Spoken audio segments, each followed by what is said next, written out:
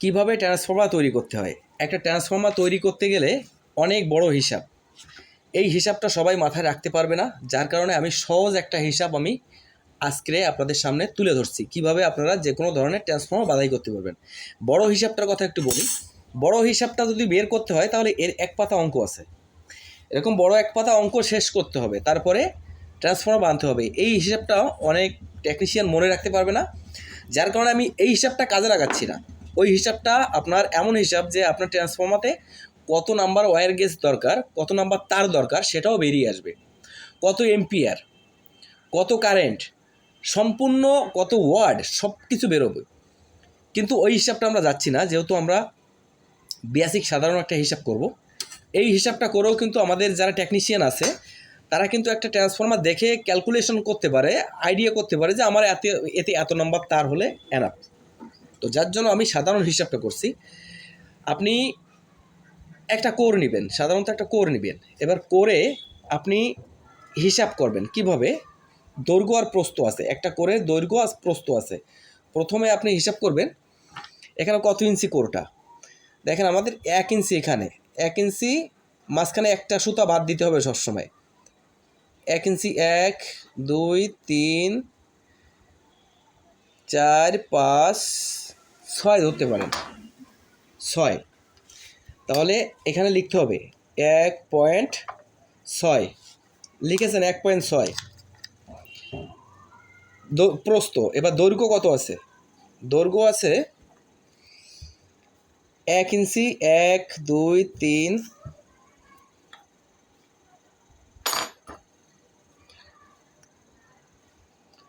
আবার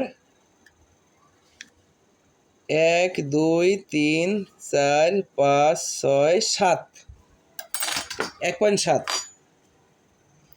1.7।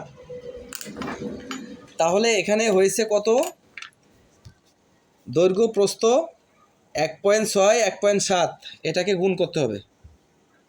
এটাকে গুণ করতে হলে আমাদের ক্যালকুলেটর বের করতে হবে, ক্যালকুলেটর বের করতে হবে। এবার হিসাবটা করতে হবে। এবার হিসাবটা দেখেন, 1.7 গুণ 1.6, 2.72।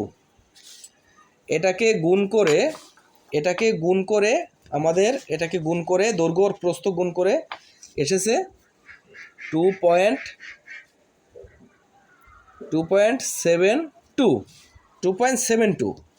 এবার আমাদের একটা সূত্র আছে, মূল একটা সূত্র আছে, সেই সূত্রটা আমাদের এখানে লিখতে হবে। এটা হচ্ছে ট্রান্সফর্মার বাধাই সূত্র। সূত্রটা হচ্ছে 7.5, এটাকে মনে রাখবেন সবসময়। 7.5 কিন্তু আমাদের সূত্র, এটা কাজে লাগবে। এবার 7.5কে দিয়ে এই 2.72 ভাগ দিতে হবে। এবার আমরা ভাগ দিই, আমাদের সূত্র আছে 7.5 ভাগ 2.72,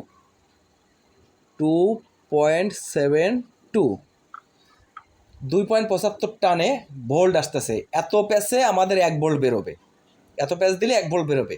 এবার আমরা একটা 12 ভোল্টের ট্রান্সফর্মার বাছাই করতে চাই, তাহলে 12 ভোল্টের ট্রান্সফর্মার বাছাই করতে গেলে আমাদের প্রথমে 12 দিতে হবে, এখানে গুণ 12, 12 দিলে 33 প্যাচে 12 ভোল্ট বেরোচ্ছে।